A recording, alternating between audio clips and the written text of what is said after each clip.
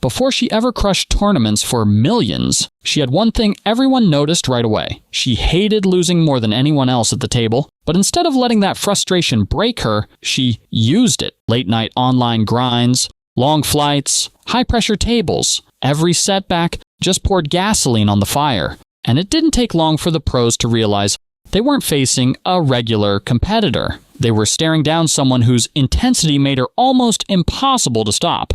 But to many in the poker community, Vanessa stood out for another reason: her temper. Sarcastic comments, visible frustration, calling out opponents' plays right at the table. While most pros take bad beats with a poker face, Vanessa wore every emotion on her sleeve. Some called it passion, others called her a sore loser.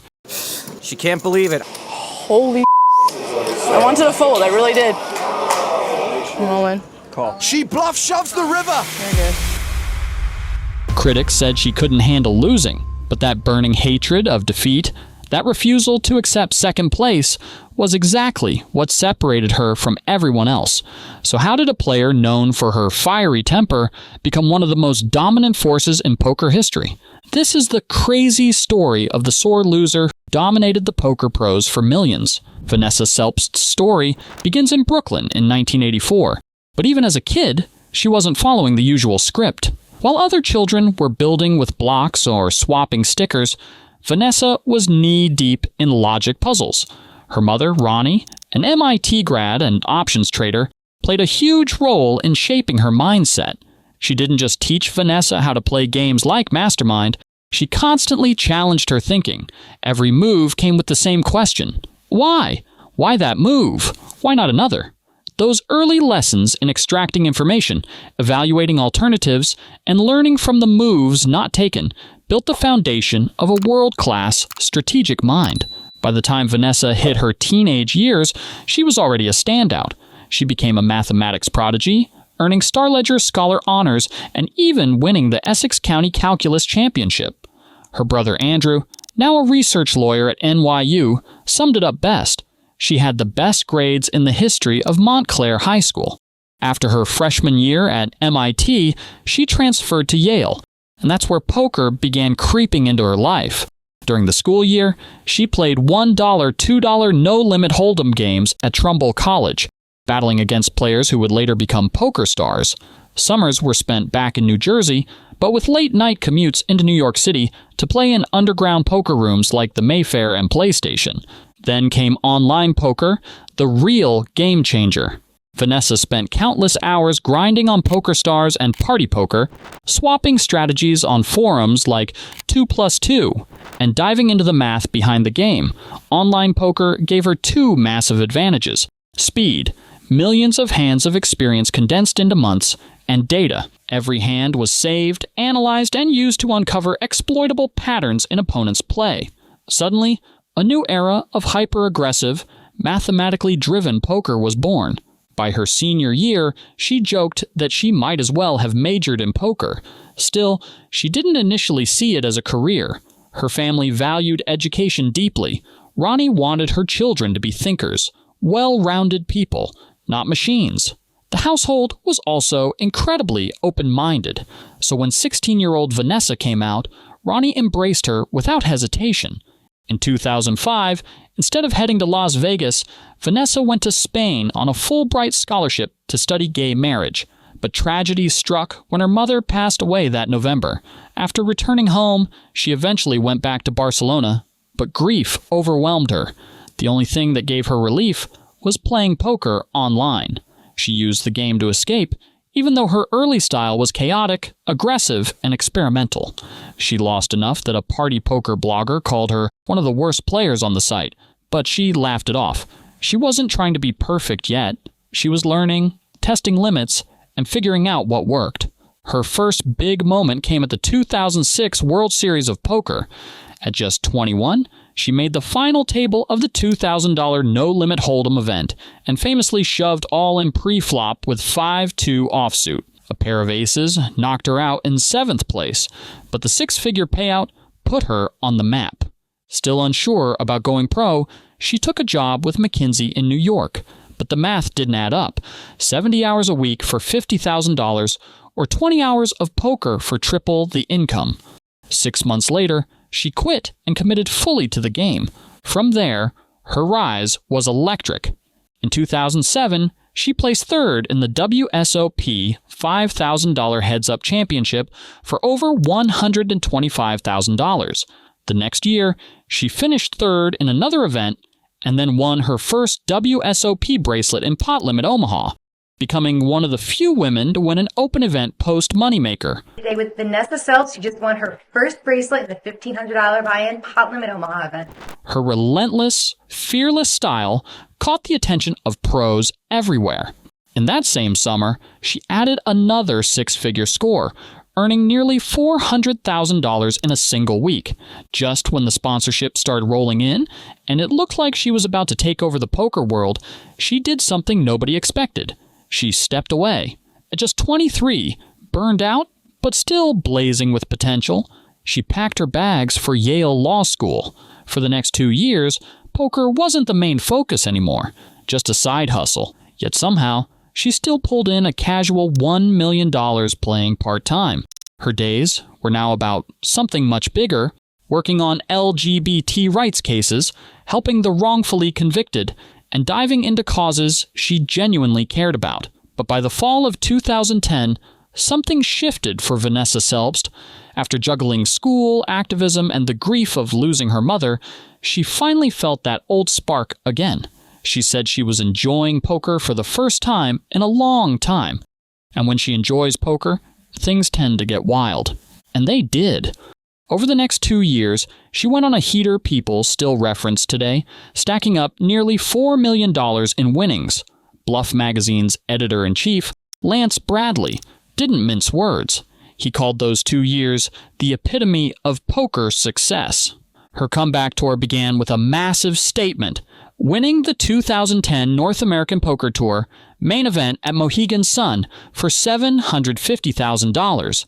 That victory confirmed to everyone, including her sponsors at PokerStars, that she wasn't just talented, she was an unstoppable force. She kept that momentum rolling with a fourth-place finish at the EPT High Roller in London for another $225,000. But the real jaw-dropper came at the Partouche Poker Tour main event, where she scored an incredible $1.64 million, the biggest payday of her career at that point. And she wasn't done. In 2011, she went back to Mohegan Sun and did the unthinkable. She won the NAPT main event again, becoming the first player ever to win the same live PokerStars event in back-to-back years. With that victory, she capped one of the most dominant stretches any poker player, male or female, had ever had. After Black Friday reshaped online poker in the US, Vanessa shifted gears again.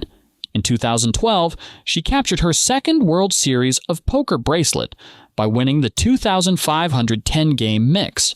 The event was packed with big names, and fans were watching closely, hoping she'd finally break the 4-year drought of women winning open WSOP events.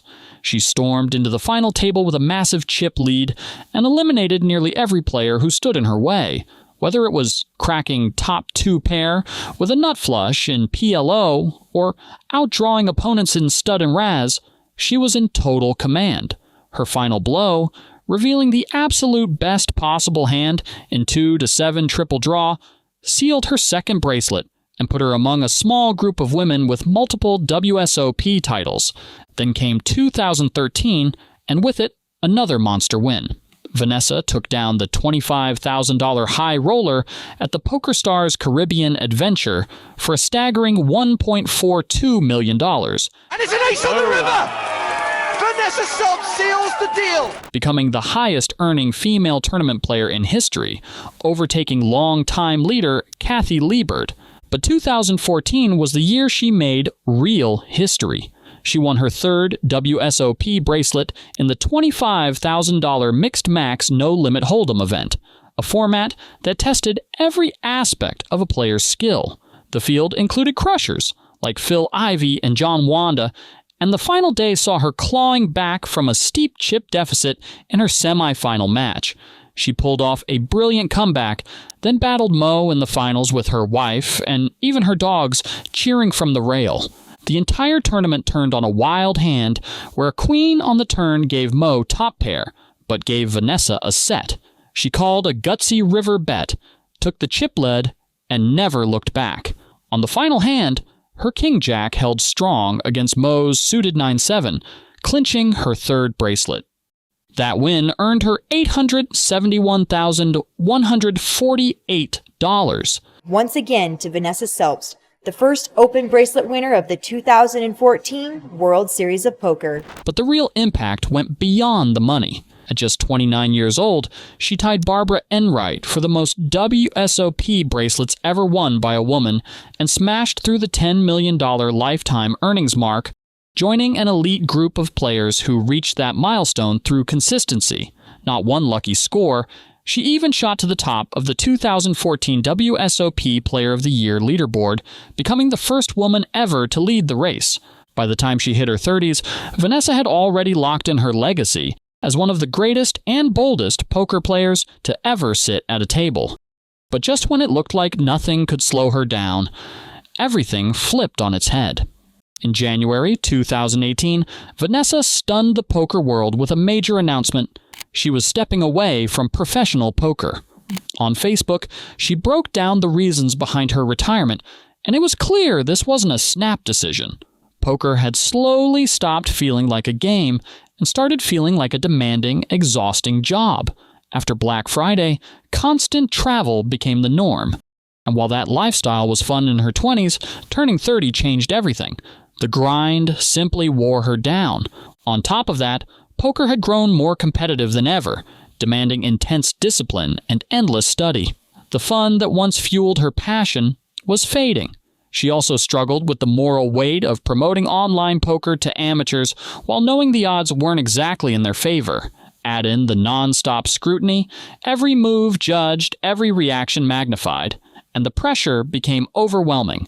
Being a PokerStars ambassador meant carrying a spotlight far brighter than most players ever experience. But Vanessa never said she was leaving forever. And sure enough, the spark eventually pulled her back. In 2019, she made deep runs in a couple of WPT events, showing flashes of her old brilliance. Then, in 2021, she announced her return, sharing that after time away to reflect, she realized poker would always be part of her identity. Even in her brief appearances at the WSOP, that competitive fire was unmistakable. By 2025, the most decorated woman in poker history stepped back into the WSOP main event, proving once again that while players can walk away from poker, the game never truly leaves them. Vanessa Selbst's legacy isn't just built on trophies. It's built on influence, integrity, and the barrier she broke for players everywhere.